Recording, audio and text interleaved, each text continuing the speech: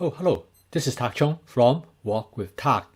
I like my cooking utensil clean and spotless, and this always been a problem when it comes to woks that require seasonings. The conventional wisdom is that such woks should not be cleaned with soap or scrubbed. Early on, I posted a video on how to clean a wok without losing its seasoning and keeping it shiny. In that video, I demonstrated that it is possible to clean and scrub a wok without it losing its seasoning. In this video, I will take you through the step how I would clean a carbon steel wok.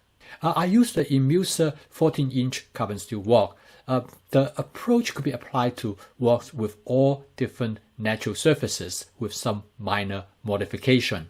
In this dish, I cook a ground beef with cauliflower.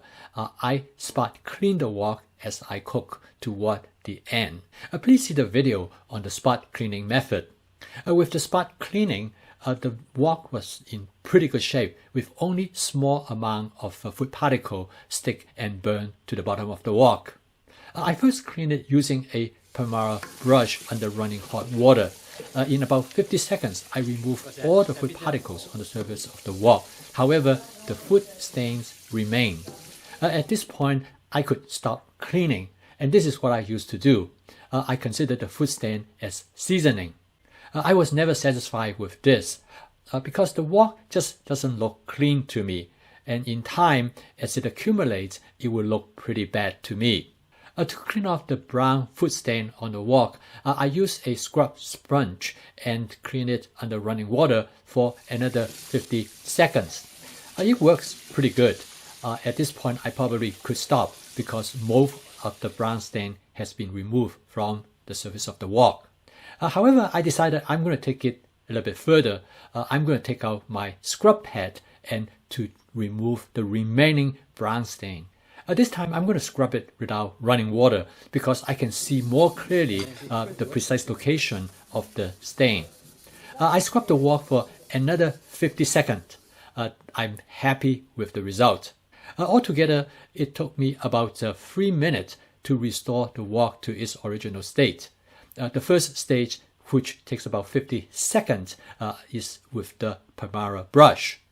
The second stage is with the scrub sponge. It took about 50 seconds. And the final stage is with the scrub pad, and it took another 50 seconds. I usually go through all these 3 stages after I cook with the wok because I like it to be spotless and pristine. However, I don't go through all these 3 stages every time I cook, depending on how I feel at the time. Sometimes I'm in a hurry, then I will just go through the first stage using the Palmyra brush. I would like to emphasize how important the spot cleaning is. As I clean up the wok during the final stage of cooking, it makes cleaning later on much easier.